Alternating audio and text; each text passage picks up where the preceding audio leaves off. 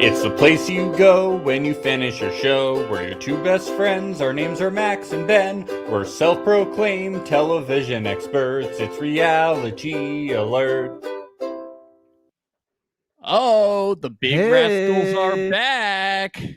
And look who's here. Hello! Is this a friend of the show? It's Rachel Ward from season 3 of Netflix's The Circle. Welcome, Rachel. I'm here. Thanks for having me back, you guys. I'm so excited. Thanks for coming back. Yeah, we missed you. Of course. This is the first time hearing your guys' little jingle, I think. Is that a new development? Why have I not heard that before? I love that.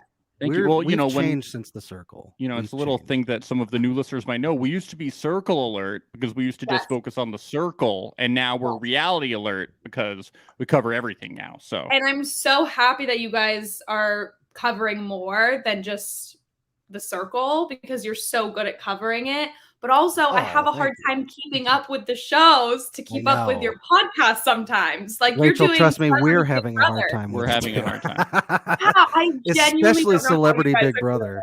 Yeah, it's too much. Big Brother is like wild. I haven't even started Celebrity Big Brother, so I don't know how you guys are covering. It's like 4 episodes a week minimum. Yeah, we're dying. It's crazy. Unreal. And before you know, it's going to be like regular Big Brother in the summer. Yeah. Yeah, we'll have to talk about that one. Yeah, we're gonna have to talk about that, man. You're that's Celebrity Big Brother. You're like, we're gonna have to reconvene after this. Yeah, that is. I don't know. We've grown a little salty about this Celebrity Big Brother Yeah. season. So I don't.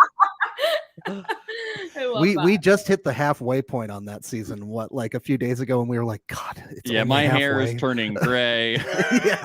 Yeah, it's an unreal. The whole show. So, have you guys watched? You've watched Big Brother before, right? Yes. Yeah, definitely. So my first season that I had ever watched was season 24, and now I understand why there's a cult following behind that show. It's insane. Yeah.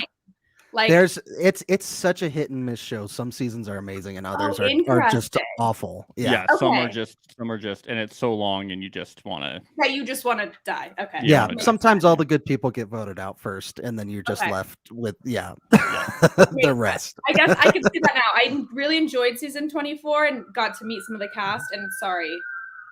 Yeah. Oh, Los really Angeles is in turmoil today. Yeah, it's really bad right now, apparently. But I could see how you're saying it's just too much to keep up with sometimes. Well, Maria, one of our favorite listeners, says they've already filmed Love Is Blind season 3, so maybe that will be this summer instead. Fingers crossed. Whoa. Fingers crossed. Fingers crossed. Maria knows more than I do. I had no idea they'd already filmed it. Yeah, apparently it's going to be in, if you don't want to hear this, skip 10 seconds ahead, Dallas. Dallas. That is the rumor. Interesting. One of these days we'll get lucky and it'll be Denver or New York, Max. Yeah, or because you want to be on the show. No, because we can stalk these people. We can go to their houses and make them be on our podcast as well. Right? Yeah. So before we get into Love Is Blind, I just do want to give an update to Rachel. You get to hear this too, and to all the listeners.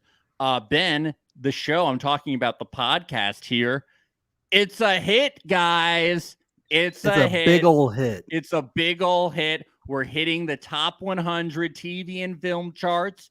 We were in the top 20 of after show charts on Apple. So I just want to thank all Ben, and also I think probably, I don't know, I'm just speaking for myself here. Well, I would like to thank all. Okay. Well, I'll get in on so that. much, and we've heard from so many of you, so many nice things. And I want to thank everybody who's been filling out those reviews. Keep them coming. All 5 stars. No constructive criticism. We don't like that. All 5 stars.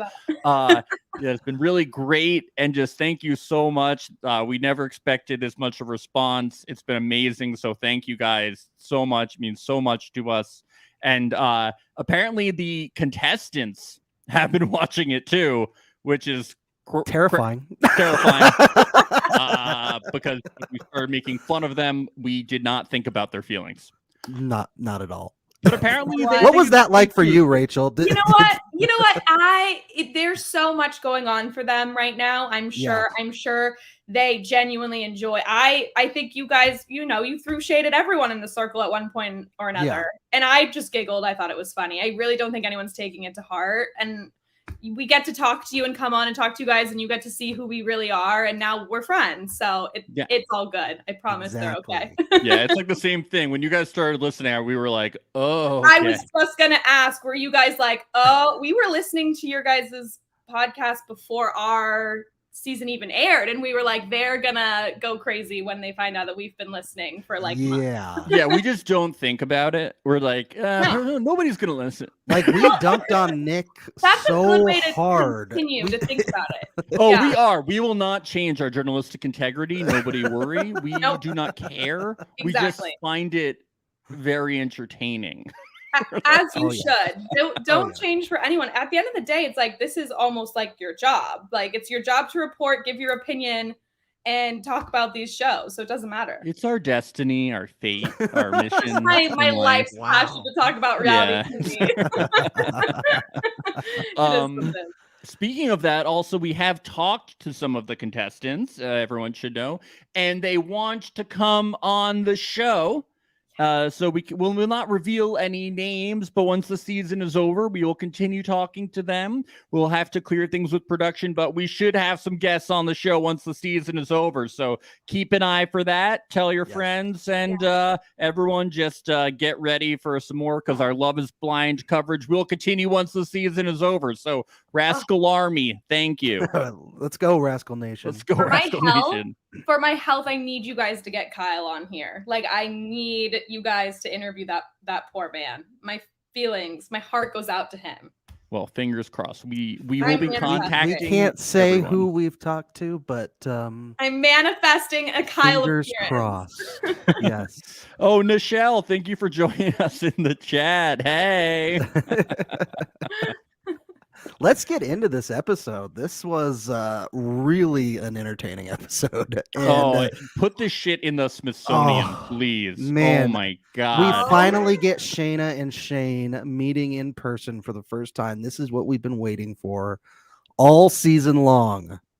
All season. They are so good at casting crazy blondes. I gotta give it to them. It's always the blonde girls that are crazy. They're crazy. Right? Like, I love her for it. So that was it was towards the end of episode 6 when they finally got to like have a real chat and conversation. Yeah. Yeah, he hadn't seen her before. I just did not. Crazy. What? Can we just dive right in? Like, I need to know what guys' thoughts were on their conversation. They were like at the beach or like a lake. I don't know where they were. In the middle of the lake or something. I don't know. I think it was Lake Michigan. Yeah. Okay. I'm like, I don't know. It looked like a beach to me. I'm in California. Yeah. But then I was like, I saw cities. I was like, I don't know where they are. It's kind of a beach. Yeah. How did you guys feel about their conversation at the end of that episode? Well, of course I loved it. I loved every second. You're like, I ate it up. I ate it up, the whole thing. She's pushing hard. She is going all in, and man, she's really trying to drive a wedge between Natalie and him. Very exciting stuff. Very exciting. I feel terrible for Natalie, though.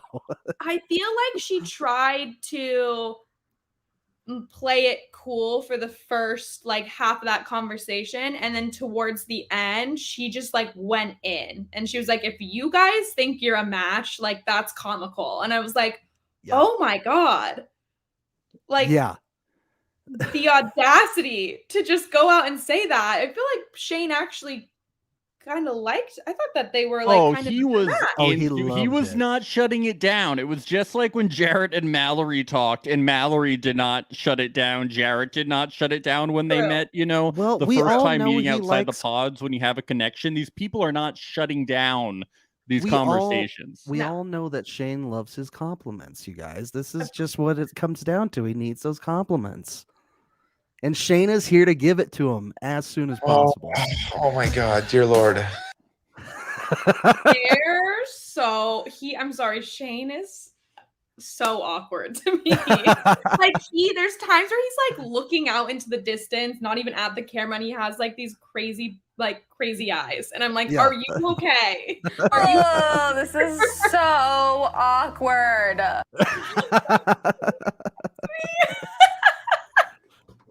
Yes, Maria says he's still wanting to talk about what she's wearing, this time in the form of a hat. Yes, I clocked that too. He was like, that hat, it's like really bold of you to wear. He's like, yes. And then she was like talking, it. like, she was like, oh, what cologne are you wearing? I was like, you guys are still doing this. She's like, that's a nice shirt, like very beachy. They're like still in the clothes thing. I think he's like looking into the jacket, like, is it a fucking crop top? Yeah. Anybody got a book? I need to play the fucking book. Oh, anybody got a wall we can put in, but I need a fucking wall. God, I just like want, yeah. We need the fucking wall between us. Who is that, Shane? Shaina,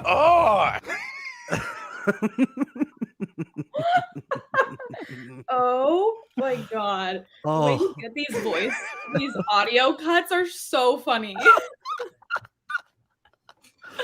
Oh, we have so many Shane laughs in the Oh my God, you guys. You have no idea. Real time. Kyle just DM'd me. Oh, well, he has a thing for blondes, so and crazy blondes, you know.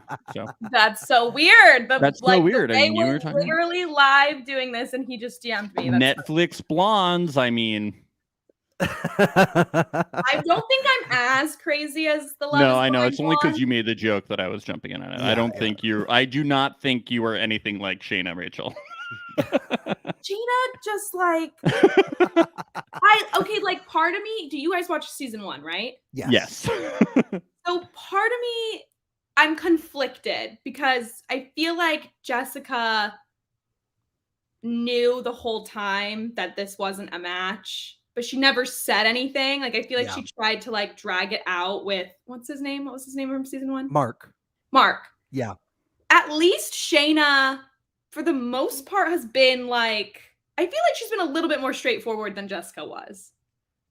Yes. A little bit more. To a certain degree, yes. Yeah. I feel like, or maybe it was just not as obvious to me when I was watching season 1 that Jessica was so not into it. But I feel like Shaina, from the moment that man proposed, she did not want anything to do with it. At least she was dropping like such major hints, like leaving him in Mexico. I mean, that's a pretty big hint.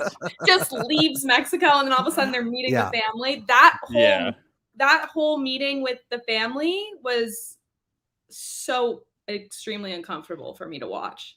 Oh, yeah, we're so cringe. We're gonna get into it. Let's start at the top of the episode. Yeah, let's start at the top. I agree. With Natalie and Shane. Now, Max, I'm dying to know, what are they in apartments that Netflix gave them, or are they in... So the way it works is that they move into like, I think, an apartment complex, it looks like. So I see. Okay. I think what was happening here is that they're visiting like where each other lives so they can decide where they're going to live.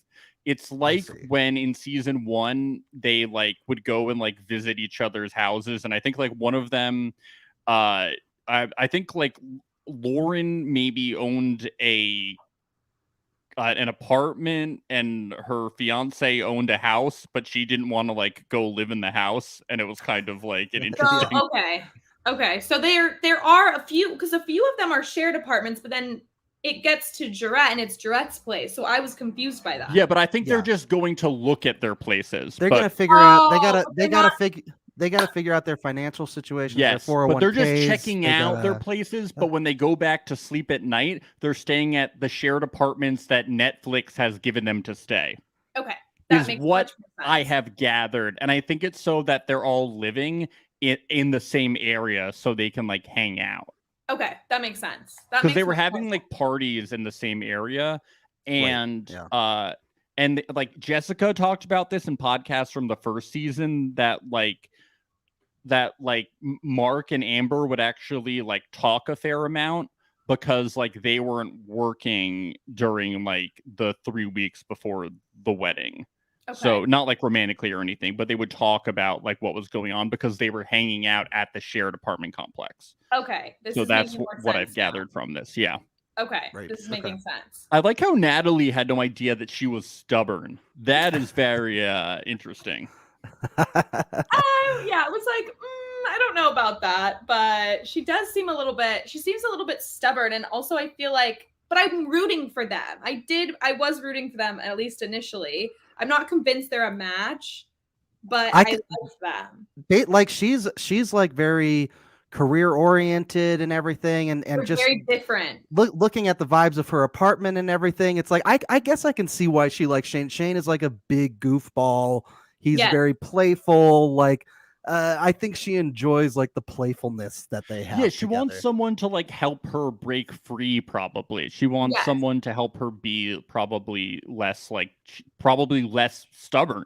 Yes. Exactly. Like if she didn't know that she was stubborn, like she's like, oh, you help me be less less set in my ways. It's good. So I can see that. Yeah. It is funny though that I didn't realize I was a stubborn person until I met you. You bring it out. You bring the stubbornness. She was so stubborn about being stubborn. She didn't realize she was stubborn. That's how stubborn she was. That's when you know it's true love, is when the other person makes you realize how stubborn you are. Yes. Exactly. Right. I see James is in the chat. Hey, Jamesy. Hey, James from the Circle. Winner of Circle Season 3, James. But well, we just got to talk about the only important part about this. So, was this the first time that they said "I love you"? It seemed significant. Have they said "I love you" before? I think they have. Okay, did. All right. Well, who cares? It sounds like Natalie in this scene makes it seem like that one big fight that they had in Mexico was like the only one, and that they've cleared it up now. Yeah, and it's that they're behind them. Great ever since. Yeah. Okay. So they do that, and then Shane is like, "Oh, well, we should talk about the wedding because it's your big day. I don't want anything from it. The wedding is your big day. I'm not bringing this up because I'm about to bring something up that I want. I'm bringing this up. This conversation is all about you. I do not have a hidden motive because this is what I do in every conversation." And Natalie is like, "Well, it's your big day too." And Shane says, "Well, I just have one thing to ask. I want to wear a tux cape. That's all I ask. It's all I ask. It's not a big thing. I just want to wear a cape like the Phantom of the Opera, okay? No. Maybe he said he wants to be like a lord from England, is what he wants to be like. Is this in Bridgerton? This isn't Bridgerton, okay? It would be one thing if it was like, I want to wear like Converse or something like that, but a cape? Like at first I thought he was talking about like tails with the tux, which I thought was a little too, but he also wear a cape? A cape? I would be like, respectfully, absolutely not. What does he want to be, like a fucking magician? I hope it's like the longest cape ever that like he has to have his groomsmen hold it behind him as he walks down the aisle. Like that would be amazing. It's like the wedding dress, but on him. Like what is that called? The train? It's like a train. Yes. It's all I ask. And this is not all he's going to ask for the wedding. It's going to be a huge fucking list. I think he's had quite the little fancy tale wedding in his mind since he was but a boy. This is only the 15th thing I've asked for, please. 30th thing I've asked for. But it's your day, your special day. It's just the tip of the iceberg. Just one more thing for the reception food. I love chicken nuggets. I love chicken nuggets. Please look, if there's two things I ask for, the cape and chicken nuggets, please. Literally like a giant baby. I swear to God. Like with all due respect. A cape? Where did he get this idea from? Is he gonna wear the Phantom of the Opera mask? Is there gonna be a chandelier that swings down? Like what the fuck is going on? This is absurd. And as we walk down the aisle, I only want Marvel soundtrack songs as we walk down. Anything from Spider-Man. Like, now that we've envisioned this wedding, they have to make it to the altar. Like they have to see it through. And listen, your wedding dress, it better be a fucking crop top. It's all I ask besides the cape, the Marvel song, the chandelier, the chicken nuggets. You know how they say you're not supposed to see the bride before the wedding? I don't want to see you during the wedding either. I want to wall. I don't even want to see you during the wedding. I want to see this experiment through to the end. Okay. I love how we have just envisioned and planned their whole wedding for them. It's gonna be magical. It really is, and not just because of the capes. It's so funny. It's so good. Yeah, I'm rooting for him. I am. I'm rooting for him and Natalie. I do. I like them. I'll be honest. They're not a winner pick for me. I don't think they're gonna make it to the end. But I would love nothing more. I just don't think it's gonna happen. Yeah, I agree. Natalie seems to be happy with him. I don't know. I think she's in love with him. I think he's like just having fun at this point. Yeah, it's hard with him. It is. It's hard to test. I can't take It's hard when somebody asks someone to be their girlfriend, and then in the next scene is asking someone what they're wearing. You know, and then it's really hard to trust them for the rest of the show. Yeah, absolutely not. Yeah, no, there's just no way. Yeah. Oh, let's get to the shaken. Oh my God, dear Lord. That is so uncomfy. That is literally so uncomfy. So what are you saying, Ben? Sorry? I said let's get to the Shake and Deepti convo. Shake and Deepti are seeming very, very natural in this episode. They got a good chemistry going on here. They're making little bets and goofing around. I like it. Yep, I really like them. I love Deepti. Shake, I'm sure we've all like recapped our feelings on him. Feel like they had a rough couple of episodes, and I was like, "Oh no, this is not working." But then this episode, they turned around a little bit for me. Well, I even think he did at the end of the last episode. He was like, I'm realizing that like maybe my views on relationships are kind of stupid, and like she's really amazing, and maybe this is what I need. My hesitancy is that we're not hearing about anything physical again. Yeah. And that is... We haven't gotten an update on that body connection yet. Yeah, we need an update on that body connection because as we learned from Danielle's family, and let's hold off on that because we're going to get to that, but let's hold off on any more on that. We need an update on that. We got to hear. Yeah. But from emotional standpoint, they're looking good. It's very endearing here coming from Shake. Yeah, overall it's a good episode for them. I think they do look promising in this episode. But to your point, it's the physical stuff that I'm concerned about with them. Yeah, soy sauce and wasabi, guys, pretty normal.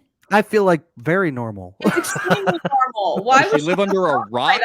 You live in Chicago. You don't live in. I mean, I don't know where. I mean, I'm not gonna say. I mean, maybe she's never had sushi before, but she's had ginger. She thinks she doesn't know ginger is the palate cleanser. What's going on here? I don't know. Does she think wasabi is the palate cleanser? What does she think is the palate cleanser if it's not ginger? I don't think maybe she doesn't think there is one or there needs to be one. But like, why else is it there? The weirdest part is thinking that it's weird to mix wasabi with soy sauce. I'm not a fan of wasabi, so I don't do it, but I knew it was a thing. Yeah, it's not like, oh, that's so weird. I loved how hilarious it was that he was just like cracking up at how confident she was at this. Yeah. He knew for sure. He was like, you are so confident. You are so confident.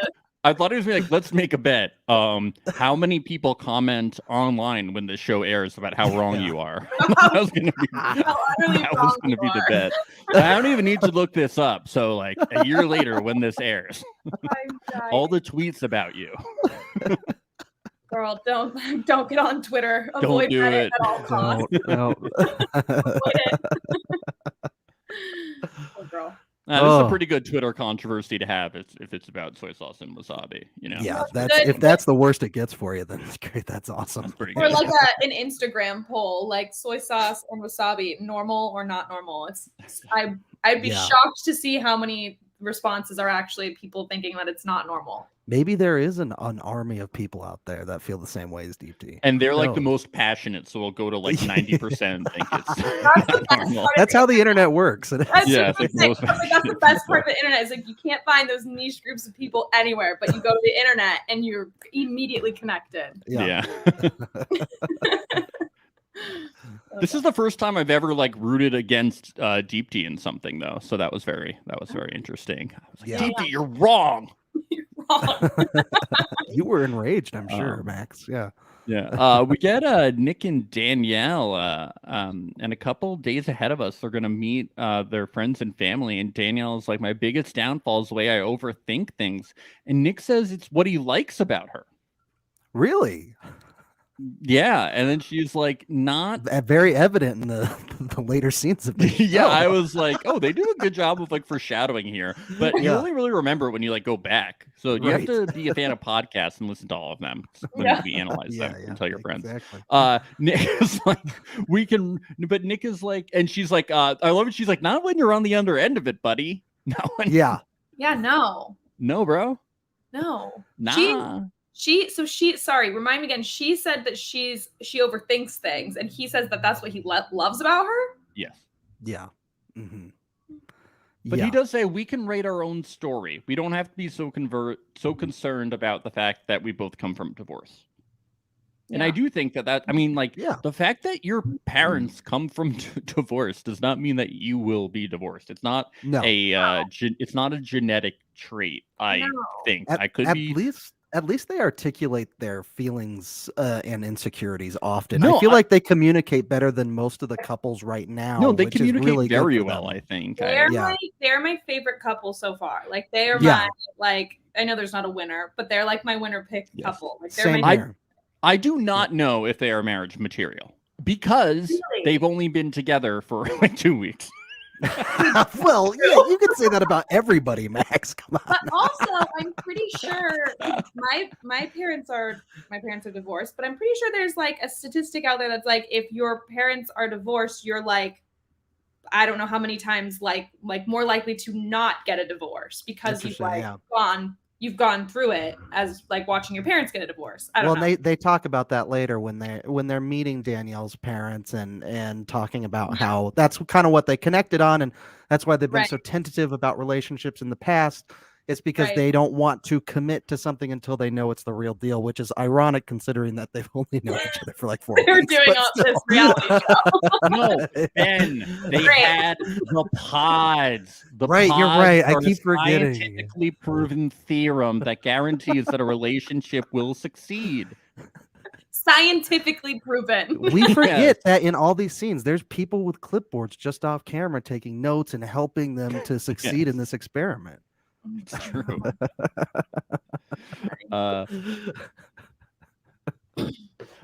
Nick says if something comes up and you have hesitation, tell me. And then she goes, what if I'm not? Oh, she goes, if I'm not ready for marriage in 3 weeks, then what? And then the scene ends. Well, do you know what answer? Do you know what answer I give her for that? Great TV, honey. That's what happens. Yes. That's what happens if you're not ready. Great TV. Yeah. More content. Let's go. Maybe you'll run away and like fall, or like Nick will yell. I don't know. Something good's going to happen. Your parents will cry. I don't know. It's going to be great. Oh, I'm rooting for them though. I don't know. Her mom at the wedding is going to be amazing. It's going to be great. Maybe the dog and cat will finally meet and we'll get a fight there. It'll be amazing. Yeah, the whole thing. I want to be back for that episode. Yes. By the way, Nick's dog, not a pug. We thought it was a pug based on his pug socks, right? Wait, he didn't have pug socks. Was there a pug on? Was it a pug? Yes, I thought it was a pug on his I don't socks. remember it being a pug. I remember being a dog. It's a very cute dog. He's adorable. Little doodle dog. Doodle dog. We get Jarrett and Ayana in Jarrett's home, and you see where the magic happens. You get the barber chair. He has a lot of shot glasses because he likes to party. You get the bed. You get, of course, the standard watch holder from the ex-girlfriend that we all have. All guys have this. Yes. I don't get why she had to act like that. She's so I've got like unreasonable. 4 watch holders. It's crazy. I have so many. I have a watch watch holder from all of my ex-girlfriends. I do not get. She's being so unreasonable. This is just a guy thing. I was really, you guys had me there for a second. You're like, wait, do all guys have watch holders from their ex-girlfriends? Yo, like I need to keep my relationships open with my exes in case I need something from them. So I need to hold on. In case they're hiring me for a job. Yeah, like an HR or something. Right, yeah. In case my engagement you don't want to burn bridges, and I need to date them. So I need to hold on to the watch holder so when they come back, I didn't throw it out so that they don't get mad at me. Jarrett, honey, I can't. You're worrying me. Me running to buy a watch holder for the man I'm seeing after this episode. Yeah. At least there wasn't like framed photos of him with his exes. Like a watch holder is not that bad. Yeah, maybe. I feel When she has her pictures of him, she's probably like, "Did he hide the pictures because it's of all of him?" Yeah, right. Really. Yeah. He's like, "Wait downstairs." Hold on one second. Upstairs. My room's not clean. We did get pictures of him playing football, and we got Ayana sound. This is Ayana. Amazing. Oh, baby, you're so cute. Oh, baby, you're so cute. I'm sorry. Out of context, the voice, like the sound audio clips are so funny. Oh, I just want to see her and Shane having a conversation and all the laughs that we get from it. It'd be amazing. I love too how she was like, She thinks Shane's voice is kind of annoying, though. So, did she think Shane's voice was annoying? Yeah, Shane's voice was kind of annoying. Funny girl. She had some mixed feelings about him playing football when he was a kid because of the concussions that come from it. She said she dated 2 football players and they were a little slow. I don't know if this is a large enough sample size. Yeah, we're gonna need more. Yeah. Decide, it's a chicken or egg type thing. So Jarrett played football, and these 2 people with football. So that's 3 football players, right? Yes, I think she needs to date 97 more football players. So we get a sample size of 100, and then see how many of them are slow, and then we can decide. Get their medical records. Get a medical records type thing. We can see if they're slow or not. Absolutely. I mean, maybe the Love is Blind scientists can add that to their list of things to study. Yeah, there we go. The scientists. I love she has such weird medical hang-ups about things. Yeah. She's afraid to have sex with tall people. She's afraid of saliva.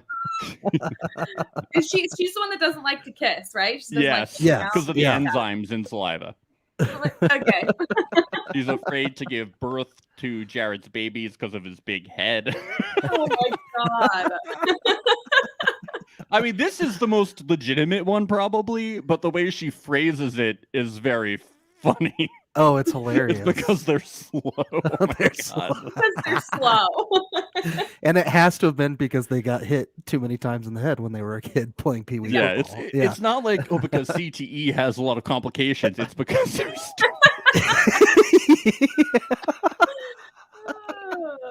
Could be she just has a type. I don't know. Yeah, I'm just like, girl, maybe it's just your type. It's okay. Yeah. It's okay. But then this is good. Ayana is really pressing the Mallory thing. She's picking and choosing when to talk about it. Yeah. Jarrett says, I can't wait to have kids. Not like, oh, I can't wait to have kids. He's like, no, I can't wait to have kids. He's like, I need to have kids yesterday. And she's like, is that why you almost picked Mallory? Because she's more established than me? And I gotta say, he says no instantly. He says it quickly. Yeah. Which I was impressed by, because normally he answers these questions very like, oh, I don't know. Slow, a little bit slow.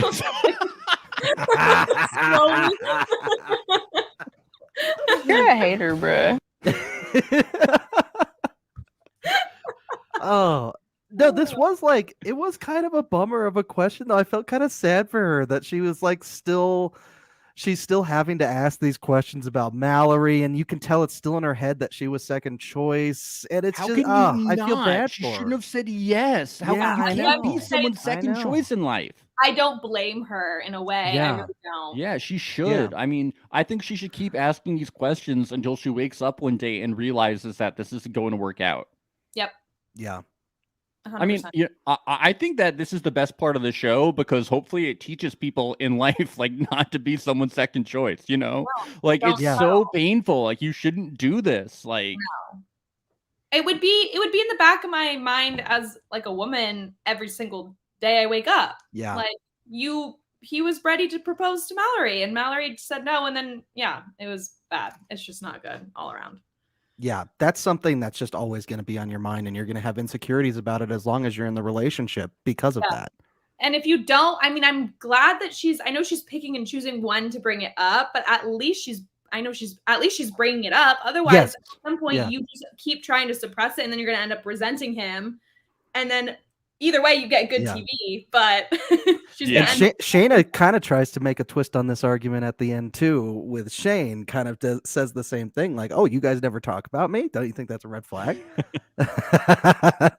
No, what was Don't you think it's a red flag in the relationship that I'm not being spoken about every single day? What kind of comment was that? That was bizarre. Everyone should be talking about Shaina more. That's just speaking of Shaina. Speaking of the queen. Queen. Wow. Oh my God. So I mean, she is just magnificent. She's creating every bit of good TV we have on this season. Magnificent. I really love how she starts off this next scene in her confessional with this. I accepted the proposal from Kyle for a reason, okay? I accept it for a reason, okay? So defensive. For a reason, okay? To get Why are these producers asking me all these questions? Enough. Okay, like there's nothing weird. Okay. It's not. It wasn't just to stay in the show so I could go after Shane, okay? Yeah, I was like, to get to Shane. I didn't want to like be on more episodes, okay?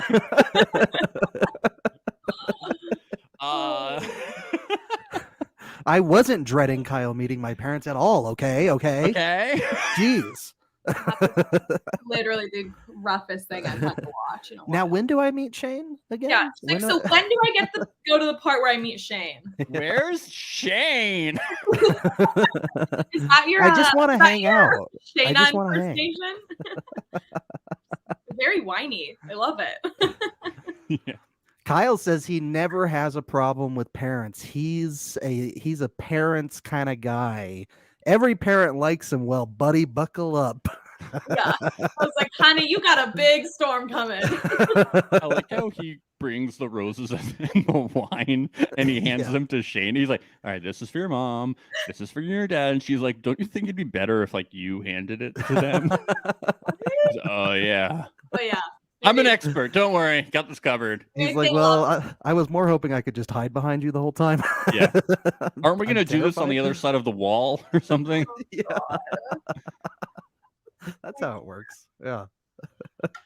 I don't know. That whole interaction. Are we getting into that right now? Let's do it. Shayna's family is very interesting. Well, you know, they sat down and Kyle is like, I fell in love with Shaina through a wall.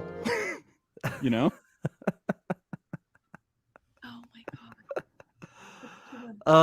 Yeah, her brother, one brother in particular was very aggressive with his lines of questioning here in this scene. What was he asking? He was asking why do you want to marry my sister was his first question. Right off the bat. Yes. Yeah. Yeah. And Kyle said, so no one else gets her, was his first answer. Which was also weird to me, and I didn't know if it was editing, but I was like, No, he was trying to warm them up.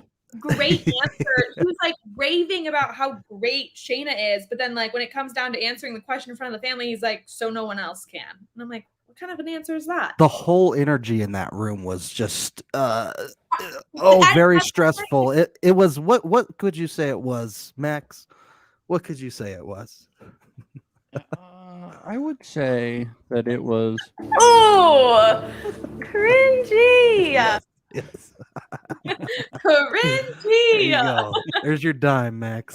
We have a comment from Maria, one of our listeners. Good for her for not staying in Mexico just to meet Shane. Yeah. I think Kyle really was giving. It must have been that bad. She must have had to get out of there. Yeah. Well, she left in her bathrobe. She didn't even put clothes on. And speaking of that, Shaina then is like, yeah, things are wild. I left him in Mexico. And then they're like, that's Shaina. Get used to it. She's going to leave you in Hawaii. She's going to leave you in Cabo. She's going to leave She'll you probably everywhere. leave you right here during this conversation. Yeah, she'll leave you everywhere. She'll leave you at the altar. Yeah, she's just going to leave you. Yeah. They're very honest about their daughter. They're like, yeah, communication is not her strong point. Yeah. But then things were getting good because they heard he ride dirt bikes and he did construction, and they were like, hey, as long as you like the outdoors, dirt bikes, and being an American. If you like bald eagles and McDonald's. Being an American, that person up to me, I was like, okay. If you like monster truck rallies and going to Fuddruckers on a Sunday afternoon after church, then you're our guy. And he was like, what's church? What is church? What? I'm not familiar with what church is. I loved how he tried to avoid the question. Like, are you godly? And he was like, what's godly? I misheard them. He's like, wait, what? I don't know what that is. They're like, God. He's like, I don't. They're like, do you know him? Do you know him? Do you need to get to know him? Because we can facilitate that if you need it. And her mom the entire time was just like dead silent, I feel like. She's like, I'm just pondering. Oh yeah, she said that line. What about body language? Body language does not lie. Don't play again. Body language does not lie. Body language does not lie. This is what Kyle is sitting in right now is like my worst nightmare. I was literally like, R.I.P. to that man. Like how he got through that. Oh my god. He also he says such bullshit. He says it's like, dude, we know, like, you said you were such an atheist. Like, if you were such an atheist, like, listen to he says he's starting to wonder where they go besides the ground after the fact. Come on, Kyle. You've already wondered that before. You've already thought about that. We all have. I'm starting to because your daughter is so hot. That I love her. Because your daughter is just so hot. So hot. Oh my god. Jesus. Yeah, and Shayna's mom said that Shayna wants someone committed to her faith, and she would not be able to give her blessing. But we know Shayna just really wants Shane. She doesn't give a shit about anyone else. At this point, we already know what's I know. coming. For some reason, I still was like on the edge of my seat for that conversation, even though I don't know. I don't even know why. It just must be great editing. But I was on the edge of my seat, even though I still know it was like this isn't going anywhere. Yeah. She just wants to get Shane. Do you think Kyle still went and went dirt biking with Shayna's brothers after this? Do you think? Yeah, they're bros. I hope so. I hope they're still bros. I hope he did, but I don't think they did. They're like, Shayna abandons us all the time too. Ditches us. Shayna left, so He leaves us without a car in random places. You get it, dude. Oh my god. This is one of the best scenes of the season. We get one of the best moms we've gotten in recent reality TV. My god. Yes. It is amazing the moms that we get of reality contestants. Yes. We get these moms on The Bachelor all the time whenever I watch it. Do you watch The Bachelor, Rachel? I do watch. Okay. I mean, it's like I haven't watched a lot of Bachelor seasons, but my girlfriend watches it sometimes. My mom and my sister do, and when I'm home, I'll like hop in. It's like Pilot Pete's mom, Barbara. She was crazy about Hannah Ann, and she was like, Hannah Ann, you have to be with her because God wants you to. And she was, I mean, Wendy, Danielle's mom, has a different energy, but she's got great legendary. Intuition. Yes, I think she has great energy, and I think I can tell she's intuitive, but she is like quirky. Like she was drunk the whole time. Or I mean, she's not like she's like Barbara status, but she's just like a great character, and she's amazing. Her whole family is. She's just no filter is the thing. It's like it's no just filter like whatsoever. You're on TV, right? Like you're just giving all of your daughter's shit to us. You're just but that's how you know they're like sincere, because I bet you they talk like this all the time. Yes, They talk like it all the time. It was so real. Yeah. Here's a good comment from Maria. Why is she worried Nick's not quirky enough when he shows up with the watering can? The other dudes brought cut flowers. What stood out to me first about Wendy, which I really liked, is she's really good at sensing people because she was a psychology major. She's not a psychologist, guys. She studied 4 years, maybe even 3, potentially 2, of psychology at college, probably 30, 40 years ago. She's really good at sensing people because those credit hours that she studied in psychology, guys. Okay, just what a future son-in-law wants to hear is that he's going to be analyzed this entire hangout. Yes, major. Okay, so Wendy can break it all down, and you see how she like analyzes Danielle all the time, like but she's an actual psychologist. She does bring up like really good points though about their relationship, because she immediately talks about in this group hangout that they have here about how Danielle is a child of divorce, and she talks about, oh well, Nick, you haven't been in any other relationships before her. Is it, I have to make sure you're not relationship phobic or anything. And Nick has like a really good response to this whole sort of line of questioning here. It's like, yeah, that's like literally the foundation of our relationship. Like that's what we've connected on, is that we both come from these similar backgrounds. I thought it was a really good response from Nick. Yeah, because she was like, you're 36. Like, I'm a little suspicious of that you haven't been engaged or married. Yeah. Yeah, he's like, well, that's why I went on the show. Okay, I'm trying to fix that. Okay, I'm trying to find love. Trying to take part in this scientific experiment. It's 2022, Wendy. Well, speaking of scientific experiments, this really stood out to me. I do believe that you can fall in love with somebody quickly. That's why I love this experiment. Whoa. Guys, that's how we know that this is not just a reality show. It's from a psychology major. A psychology major has verified that this is a scientific experiment. A real life psychology major. Oh my God, this experiment. I can't get over the whole scientific part of this whole thing. I had a minor in philosophy, and let me tell you, this is really important. Whoa, that blew my mind, dude. How did you come up with that? Whoa, I never thought about it that way. Whoa. Oh, so Nick really needs to catch a fish. I really need to catch a fish. I really need to catch a fish. Nick needs to catch a fish?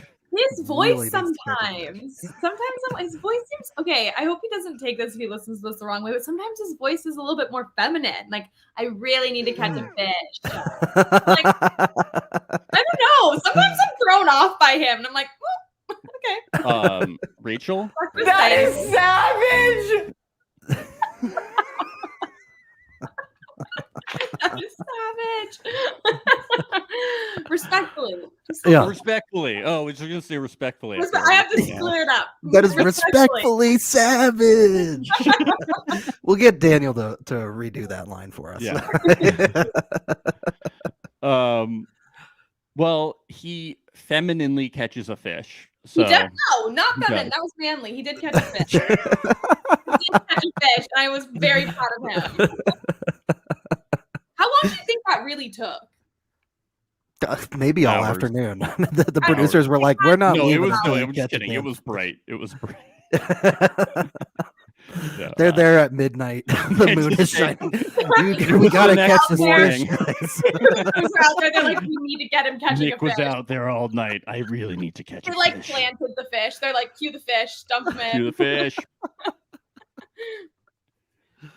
Oh, so how about this conversation at the dinner table that they're having? This is completely unfiltered. They're really asking the heavy hitting questions. Danielle's brother out of nowhere is like, "What's your sex life like?" Mm-hmm. Well, her stepdad, I think it starts it, and it's like sex life is important, and then they talk about the hickey, and then her brother is like, "So yeah, the sex life."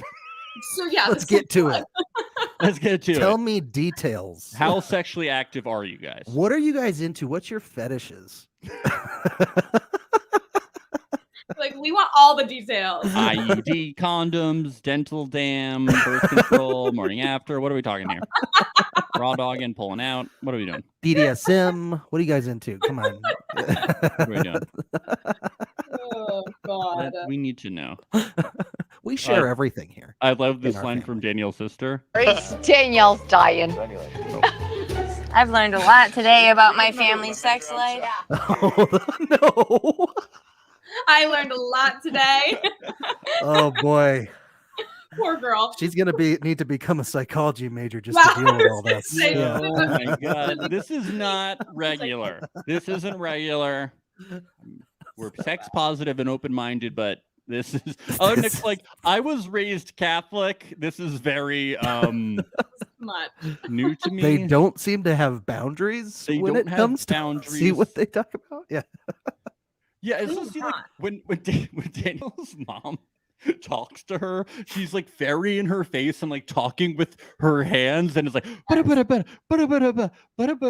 and like Danielle's personality of like kind of being a little like overwhelmed kind of like makes a little more sense to me. You know, I'm like, I kind of get it, you know? Because I would be overwhelmed too. And I feel like Danielle's she's always a little bit overwhelmed to me. Yeah. I mean, I won't like analyze people too much, you know. Yeah. You don't know them. It's just like, very high energy. That's all. It's just like when you meet people's parents, you know, you just kind of get like, you know, they just like people make sense to you. It you know? could be too. She was nervous. It could, like, I'm just saying.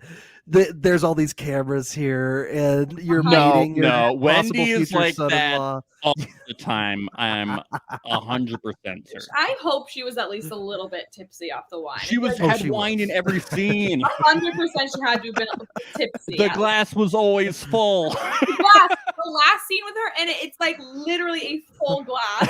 Yeah. All right, Queen. We got to get Wendy on the pod. Yeah. Wendy. Please. Oh my God. The only thing missing was her like pouring some tequila into a can of Diet Coke or something. Oh my God. We get Natalie and Shane, and Natalie doesn't care about Shane seeing her place because she doesn't think it will affect how he thinks about her. Shane, he doesn't care about material things or anything. He doesn't care about capes and weddings. Capes and weddings. What people wear, where they go. He doesn't care about stuff like that. No. Natalie's got a nice place, though. She does. Very nice place. They talk about music in the shower a little bit. Why? What do you listen to?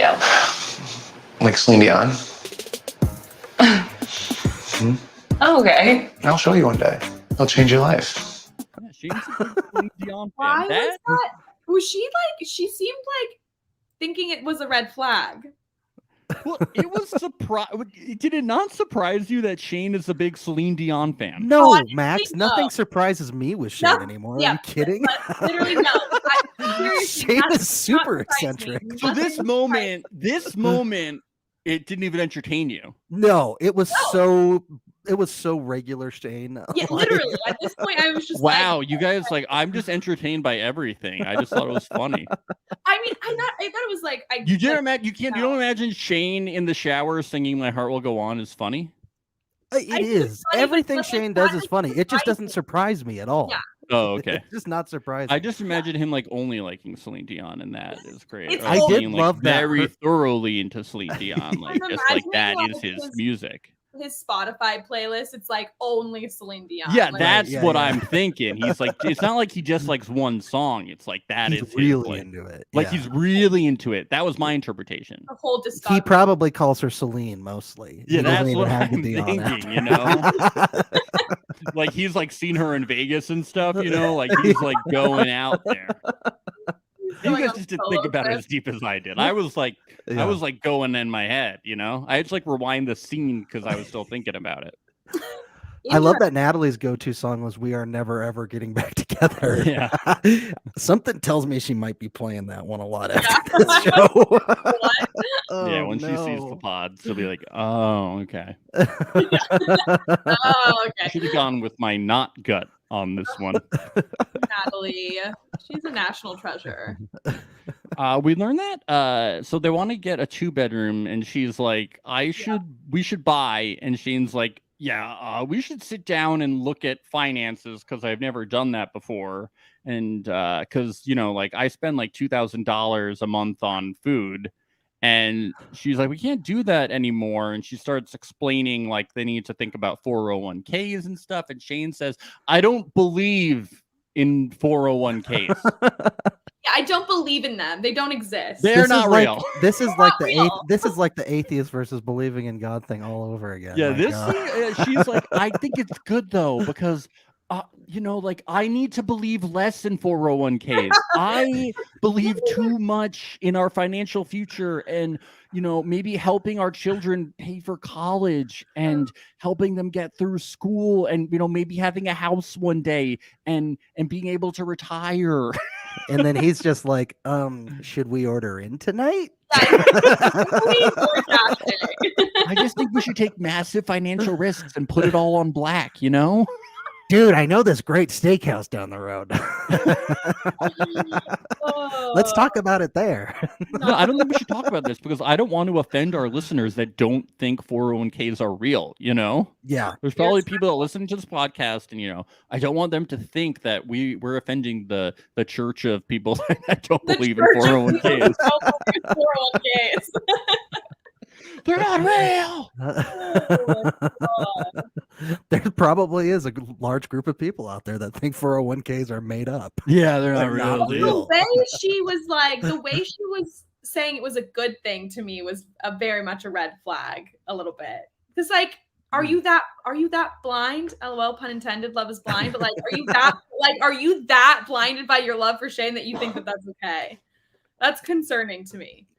Yeah, love is really blind.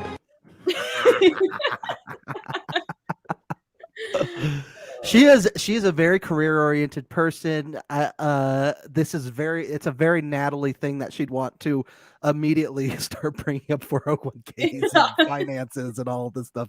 It's just a very, very Natalie trait. Definitely. Yeah, agreed. Yeah. It's just like totally reasonable. I mean, it's just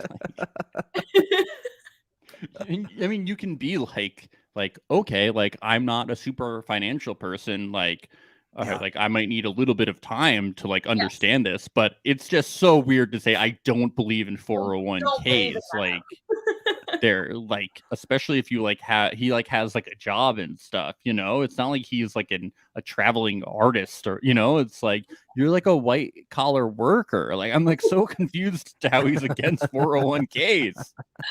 What is going on here? What is going on? I'm a podcaster and I'm like, what is wrong with you? I hope that when we meet Natalie's parents, they're just going to ask him about 401ks the whole time, and if he's got one ready. 401ks. They don't meet their families this episode, right? Not in this one, no. Yeah. I'm hoping next episode we get to see that. Are they the only couple? Wait, Sal and Mallory. They met sisters. They met the sisters. We didn't get to meet Kyle's family. We didn't get to meet Nick's family. Yeah, so we're gonna meet Nick's family. Probably. Okay, we did meet Mallory's family. So we met. We didn't meet Mallory's family. Okay. We didn't meet. I think Shane's they're splitting family. them up between a. That makes more sense. At least I hope, because I want to see. Yeah, so I'm guessing it's gonna happen. Hopefully. Yes, I hope. So we see Mallory and Salvador meet Salvador's sisters. Salvador says he's had some tough conversations with Mallory, but he loves her. Salvador's sisters are so sweet. Their whole family is so nice. And what would you expect otherwise? Like Sal is a sweetheart and he's so chill. Yes. And so are his sisters. They're amazing. It all really checks out. She's very fortunate that she didn't meet people. Yeah, she didn't get the grilling. Yeah, she tells the whole story about Jarrett, and they're like, "Oh, that's good." Why are these being so nice? Like any other family would be like, "So how can we trust you?" Yeah, I'd be like, "No, it's a no from me." Yeah. Interesting. I love how he brings up the ring convo like it like wasn't serious. He's like, yeah, we had this funny misunderstanding like the other night where like it It's turns so out cute. that It's like so I got funny. the wrong ring and then like turned out she liked another ring and like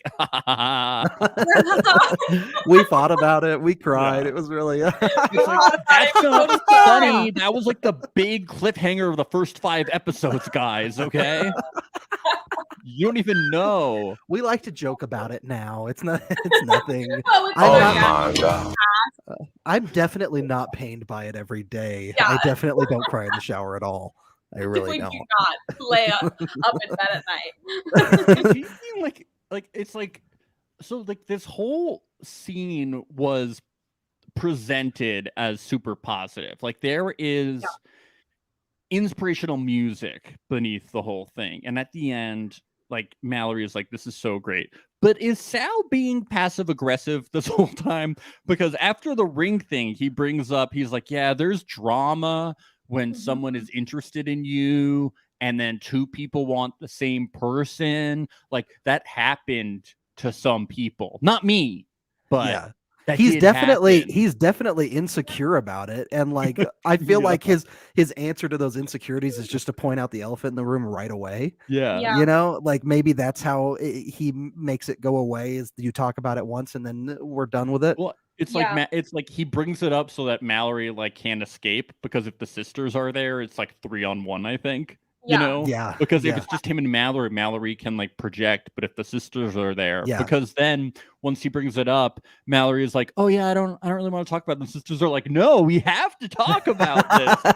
And then Mallory is like, "Okay, yeah, there was this guy," and Sal goes, "Who was it?" And then she has to say Jarrett's name. Yeah, it's for sure passive aggressive, and it's interesting to see how Sal brings it up versus how Ayana brings it up, because they're, in my opinion, kind of in similar situations, right? Yes, definitely. He seems much more passive aggressive in that scene, bringing it up, whereas Ayana is just like, you know, she's just talking about it straight up with Jarrett. So they're so different, but that scene's hilarious to me when he starts to talk about that. Yeah. It is obvious he is not over this yet at all. Of course, and I don't blame them. Like, I don't blame Ayana. Like, I don't blame him for not being insecure about it. Unfortunately, it sucks. Especially the way that Mallory responds a lot of the time. It's like really hard. Yeah. Mallory's responses would make me feel worse because. Oh my God, she's like, "Yeah, I felt slighted by the ring." Yes. Terrible. I'm like, oh, well, I guess this whole thing's my fault then. Okay. So, Okay. This scene does conclude with her saying, "I do take this very seriously. Marriage is really important to me. I wouldn't just do it for the sake of the show or anything," which leads me to believe he's definitely getting left at the altar. Without a doubt. She says that in a response to they say like, "Are you ready? Like, are you gonna do this?" And then she says, "I take it." She says that answer, but she doesn't say yes. Yeah, she doesn't say, "Oh, I take it very seriously and I take my relationship with him very seriously." And I'm going. She says, to do "I this. take marriage seriously." What? I mean, read between the lines on that one. She doesn't say "I do." God, that was awful. It's like essentially saying, "Don't worry, we Don't worry, won't take be it seriously, just not with you." Yeah. Yes. Oh my goodness. Oh my goodness. We get this Danielle and Nick walking outside at night fight. This wasn't a fun one. Oh, painful. Painful to watch. Yeah, they talked about it yesterday and it's like starting out fine. Nick says that he thinks it went well and that they've been tested, but it only makes them stronger. You know, that's what happens when you have an open talk about your sex life with your fiance's family. Yeah. That is a test, and Nick passed. He passed with flying colors.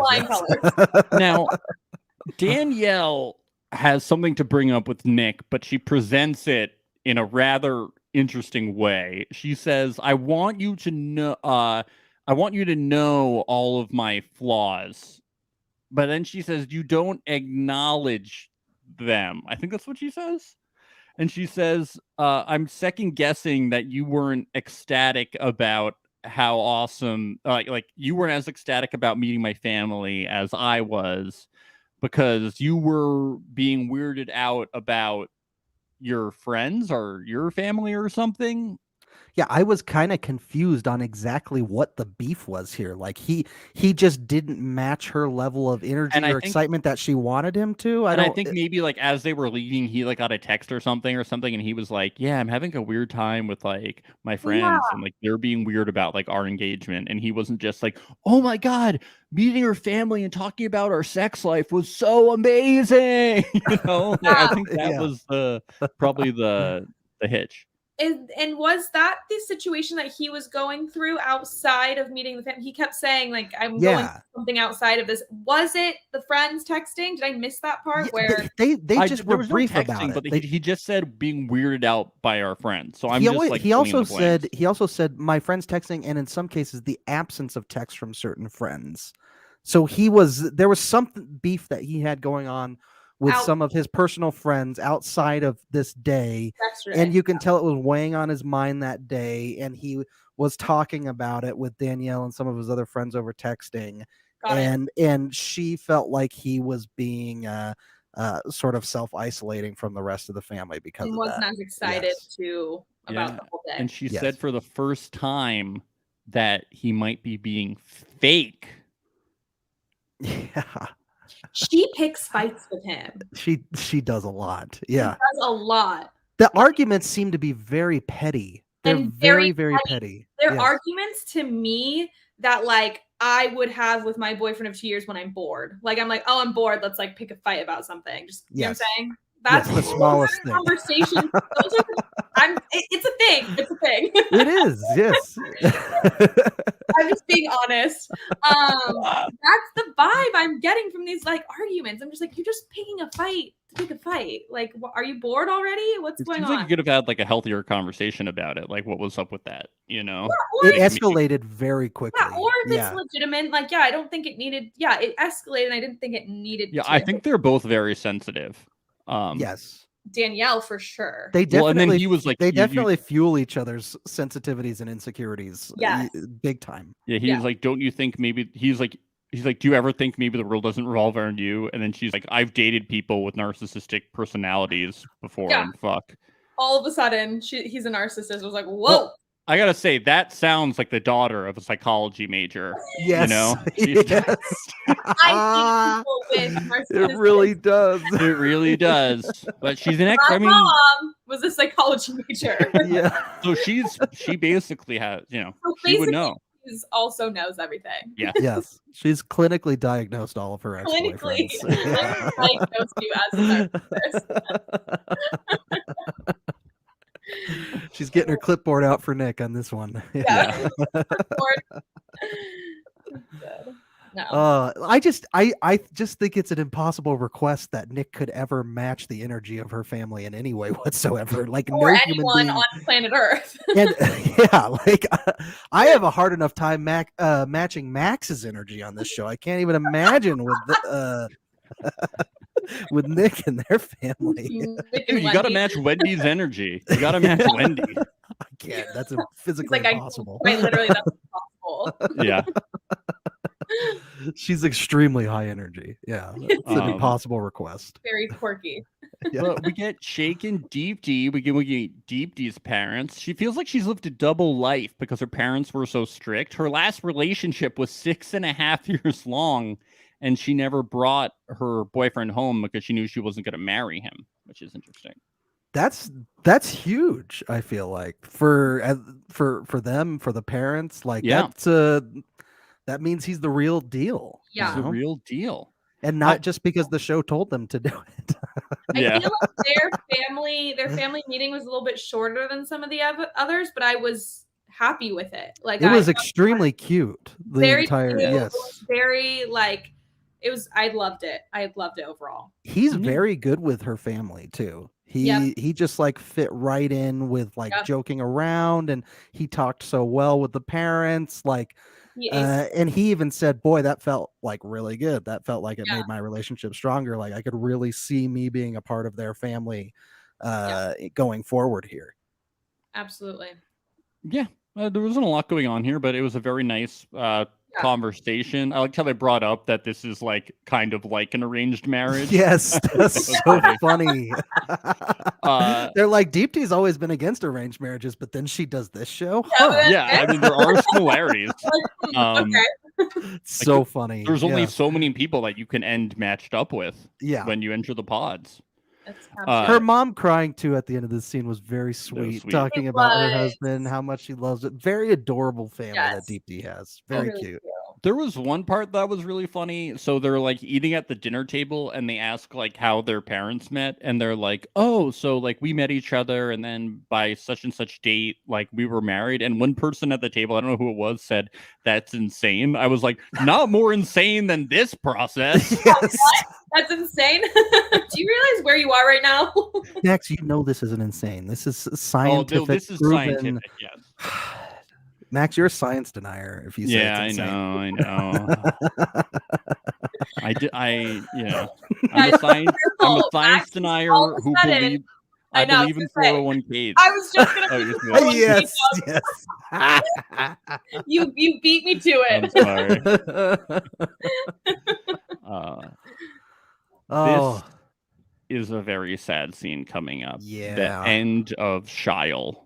This is very sad. R.I.P. Shile. Not Cayena. We're not going with Cayena. Oh, Cayena. I don't like that. I like Shile. I don't think Shile on that one.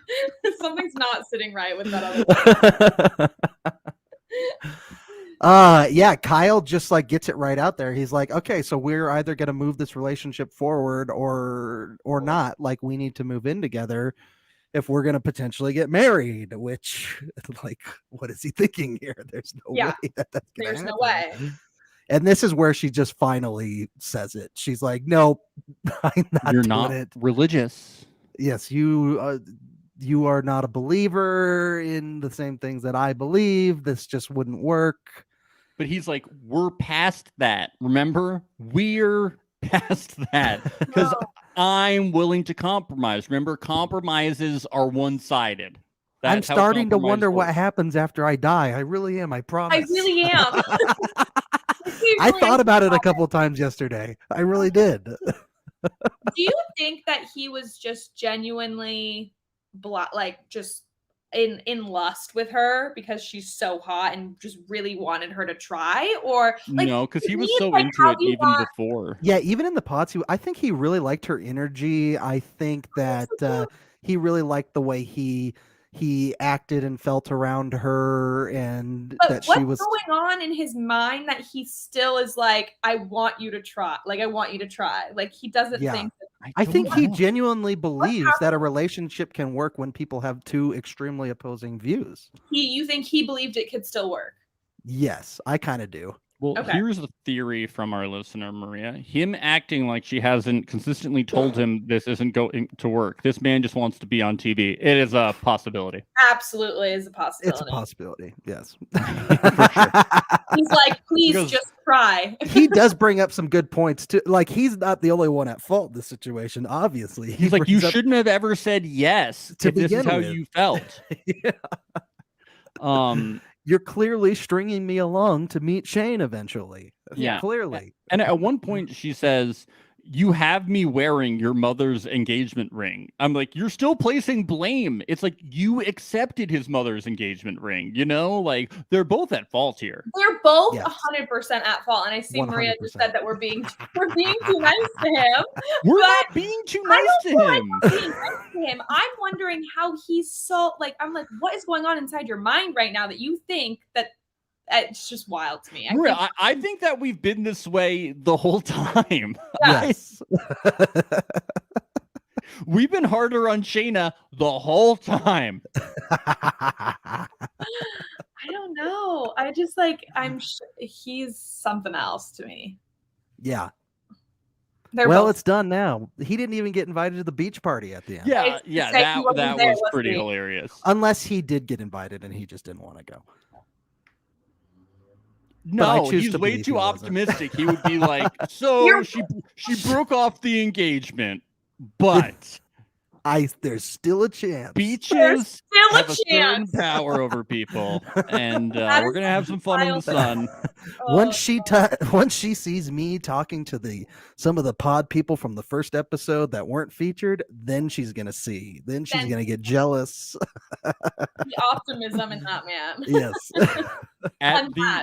At the end of her conversation with Kyle, she's like, "Look, no one in my life is bigger than God. God is the biggest person in my life." And then she goes to confessional and she's like, "I have a lot of love for Shane. I'm going after Shane." I'm like, I had no idea God's name was Shane. I had no idea.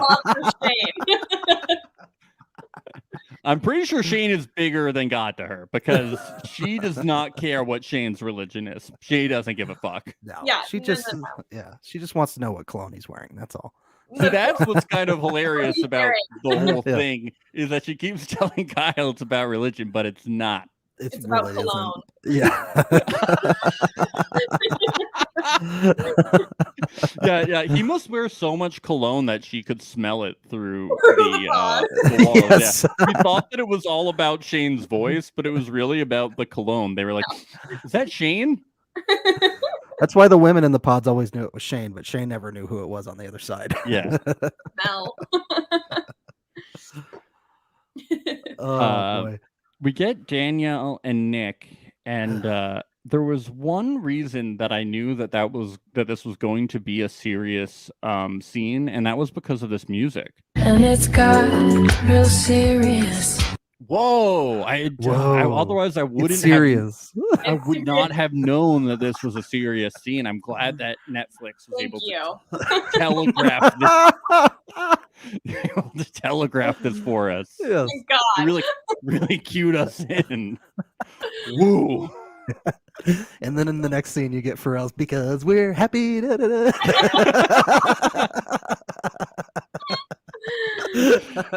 Otherwise, I would have thought this was a comedic scene, but now I know that it's serious. I need the song to have very distinct lyrics so I know what's happening.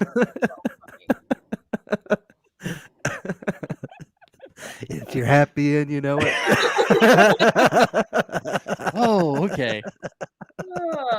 I think the next one was sad scene, like, "You should be crying for this scene." I was like, "Oh, okay, thank you. Now I know." Like, oh, okay. All right, They're just starting to score their own. Let me chop some onions. All right, let's get this. Score their own music. Oh yeah. Look, the fighting scenes between Danielle and Nick, it's starting to get old by this point. I know. It's like then they're like, let's have the same argument, but less argumentative, and we'll like make up. But the most significant part was that Danielle says, at a point though, if we can't fix our communication problems, we can't get married. Yeah. But they do seem to communicate really well. I feel like they communicate great, actually. Except that, like, it's just when they get nasty, like when it escalates too quickly. But at least they know what's on each other's minds. At least Danielle is articulating her insecurities at times. Whether or not they're petty. Whatever. Yes, yeah. They're just trying to make it seem like they're not going to get married. The star of the scene was the puppy. The puppy was very cute. Oh, the puppy was adorable. The star of this show. Let's be the scene. We still crying. We had a puppy. We still haven't gotten the scene though where we meet the cat. Like we need to have the dog and cat meet. We need it. Nothing serious about that. I mean, it's seriously cute. The puppy. Maybe that's what you're talking about. Yes. Seriously cute. The next time they have a Nick and Danielle fight, we should just like only see the dog on screen and just hear them fighting in the background. They're like out of focus in the background. It's just like a dog in like 4K resolution. And that way everybody can just be like, "Oh, puppy." That would make it better. Yeah. Oh my God, we get a group hangout finally. This is my favorite part of the whole episode. I have a serious question though. Should people that failed the pods be allowed to come back on the show? I think a lot of them succeeded though. They just weren't featured afterwards. Which still is weird to me. Yes. Well, we know two couples did. Two couples. Yes. And from what I know, one of them we know got actually married too. Yes, but I'm just saying, should failed people, they failed the show, they failed the experiment, should they be allowed to be still on the show? They're still part of the experiment. They're okay. still If you're not part drafted in the NFL, you can't just play in the NFL. If you don't make it through the minors, you can't be in Major League Baseball. I don't know the reasoning for them inviting them back, other than hoping that there was going to be more drama. Like, Yeah. why? Well, I'll bet they wanted to get Shaina back, and they said the only way we can make this work is if we also invite some of the other pod people. They're like, how do we make this? How can we make this work? We gotta get Hasib. Fine. We gotta get Hasib and Vito and Hope and all these people to come back. Yeah. Fine. Just saying. I just think that they had their chance. All they had to do was. I thought it was cool to see them around. All they had to do was commit to exactly, Michelle. All they had to do was commit to falling in love, and they didn't do it. All you needed to do was get engaged blindly, and you didn't. Yeah, just get engaged blindly, guys, and commit to what Nick. All they had to do was commit to falling in love, guys. Just get engaged. Just a lifelong commitment. Yes. Come on. It's not that hard, guys. Fall in love through a wall, and you didn't. Take this experiment seriously. You don't deserve it. We were rooting for you. Oh man. But we see Vito and Hasib. I remember Hasib. I don't remember Vito, but okay. I don't remember Vito. I do remember Hasib though. I remember Vito from episode 1. I think his name popped up on screen once. Yeah. Okay. Where's the girl that was always talking about her Instagram followers? Yeah, where's Trisha? Yeah, what the hell? She had 5 to 20 people in her car, and she was like, "Can I bring all of them?" And they were like, "No, you can't bring the 20 people in your car." They're like, no. They're like, "No, we're filming." 5 to 20 people. I have a party bus. They were afraid she would take a picture and that she would post the location on her Insta, and then all of her followers would come. All of her followers. Yeah. I think we're just waiting for Trisha to like crash one of Shane's weddings with her party bus full of people. Oh God! Can you imagine? Oh, Maria said Vito was fun from the scene where it was the blue collar versus white collar guys. Oh, I do remember that now. That was fun. Okay, so that's why you're showing him. But the scene really heats up when Shaina pulls up. Are you ready for war? There we go. That's her theme music. That's her theme song. I love that. We learned from Natalie that Shaina called him, and it seems like they're just gonna catch up. But then at the end, she's like, "I have someone to hook you up with when you and Shane don't work out." Wow. Because that's what Shaina does. She creates great television. What a move. What a move. Fucking move. When I love it was like, did she say when you guys don't work out or if you guys don't work out? Because there's a big difference. That is a big difference. The attitude and like the I wrote down if. Did you write down if, Max? But when would have been so much better. When would have been better. She said if, but the connotation was when. Yes, absolutely. No matter what she said, the connotation was when. Oh, if she said when, I would have been like, you are her motive is when. Her motive we is clearly did not get to see enough of them in the women's quarters in the first 2 episodes of the pods because we did not get enough pods. We never got enough. Why did we need more of the pods. I agree. Like, yes. Bring them to the beaches of Chicago. Yeah. Let's see. Let's put them back in. In Chicago. We then see Natalie go up to Shane and Nick, and they're like, "What's going on?" She's like, "No, there's nothing going on." And they're like, "Your eyes are saying a lot right now," because Nick has to get involved in everything because Nick loves drama. Nick is all of us. Stirring the pot. Yeah. Nick is one of us. Yeah. And we stand Nick. I love that. Yes, Nick this is was amazing. interesting. Nick asked Natalie and Shane what it's like living together, and he's like, "What do you guys talk about? Like, what do you guys like do?" And Natalie's like, "We're not telling you. We can't tell you." And Shane's like, "Oh, I'll tell you." And she's like, "No, don't tell him. I'm not telling you." It was very weird. Like, why can't they? Like, do they only talk about sex? Maybe they're only talking about Shaina. And Shaina? Is that all they talk about? Maybe they're just like, I don't know. Maybe they're playing Twister in there all the time or something. No. Something's going on behind something embarrassing. What's happening? Just tell us. Natalie comes up. He only talks about Celine Dion. It's crazy. He's obsessed. By the way, did you guys catch Shane and Jarrett just broing out again, playing cornhole with each other? Like I ship Shane and Jarrett for their bromance more than anything else. Yeah. We need a ship name for them. Yes. Jane. The Share Bears. Share Bears. So we learned that Nick and Shaina were pod besties. Yeah, I didn't know that. That's interesting. I had no idea. And then we see Nick and Danielle talking to Shaina, which is good because I was worried that I was seeing Nick spending a lot of time without Danielle. And I was like, oh, no. No more fight scenes. No more spending time without Danielle. Oh, no. And they're like, Natalie is, I think they might even say Natalie is nuts and like won't leave Shane. Like she's like pretty crazy about Shane. And then Shaina tells them the whole story of spilling her feelings to Shane and tells them the whole deal. Yeah. And they're like, yeah, we were just hanging out. Nick finds himself in these moments often because he's just asking everyone to spill the tea. We've joked around on the show before. He only got engaged to Danielle just so that he could be the ultimate super fan around all these other couples. Yeah. And then Nick is like, yeah, I was just talking to them and like they wouldn't even tell me what they talk about. Like, I don't know if they really talk about anything. I don't know if they're a good match, Shaina. So he's like a little shitster during the fucking pot. Yeah, he is. And he says, I can't wait to see what happens with that one. I put it on pay-per-view. He is all of us. Nick loves the drama. I love it. We gotta get him on the podcast. So he'll just be Nick, like, "Oh, please, guys, if you're you need to know half listening, the please shit. come Let on. me tell you, He I is was dying. Nick, we love you. Oh my god, you got to hear what Wendy said to me, guys. It was wild. Wendy. So Shaina the scene says we've all been waiting for with we finally get Shane and Shaina talking.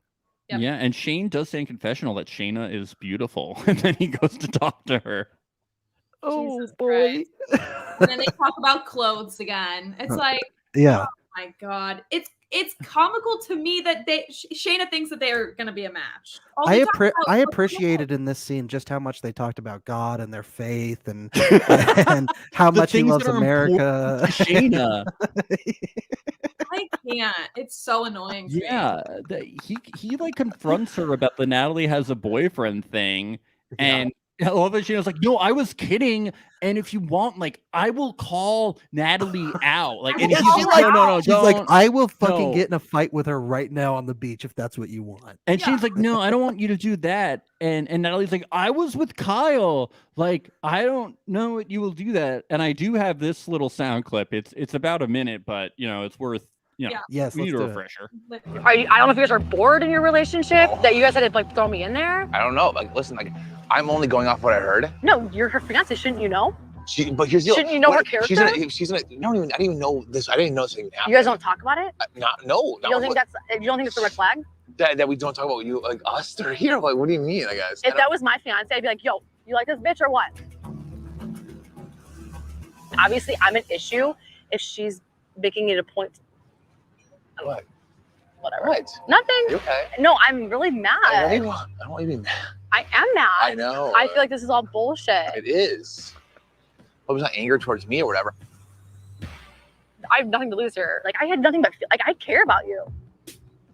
You were like my number one. Well, you never told me that. Everyone will back me up on that. I don't know. Sorry. Why are you smiling? Because I'm shy. You are so far from shy. No, I'm sorry about you and Kyle.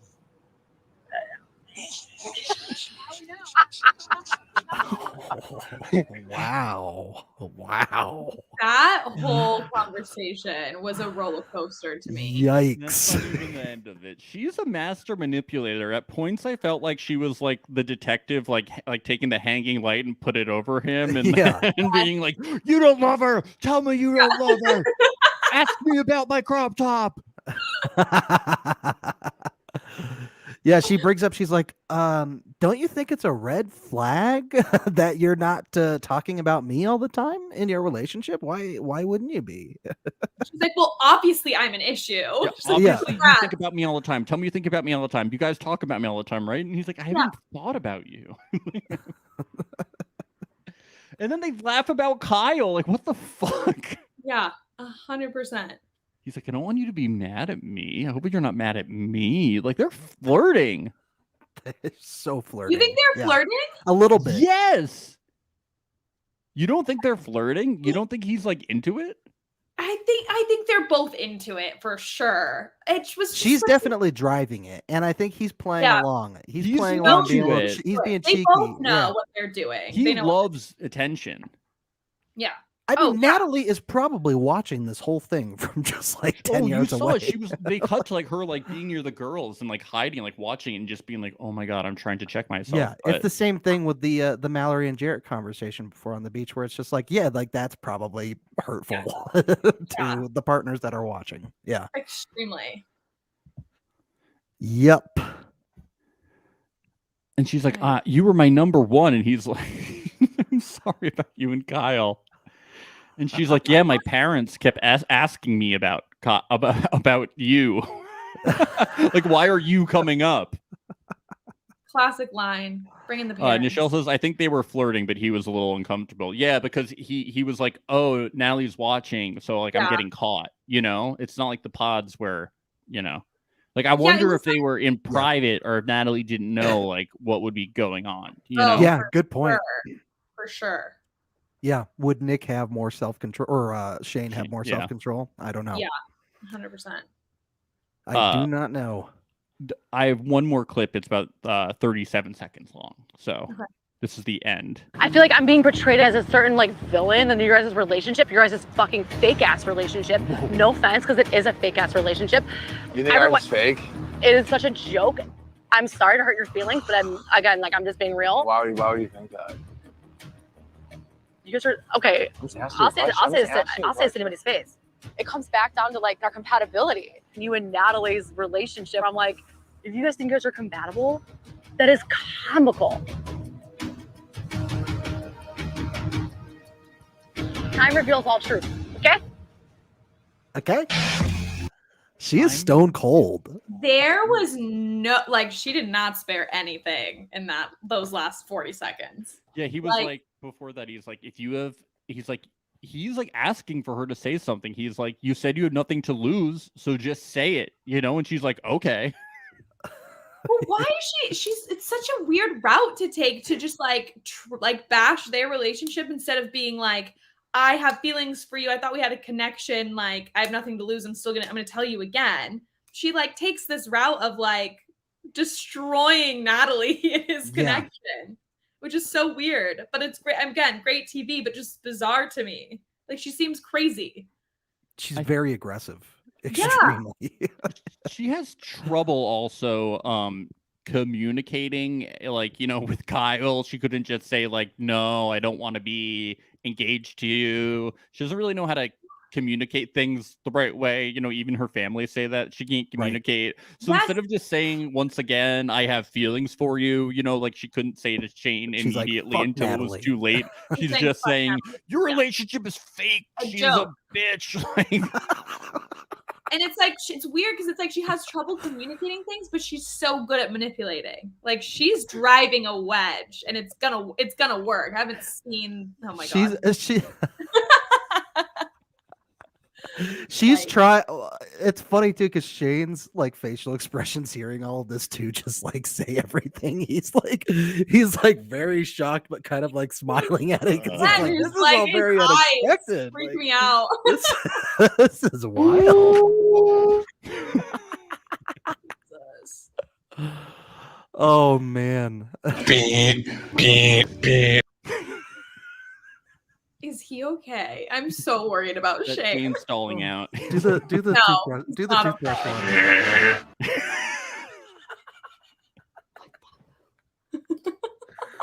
Oh my god.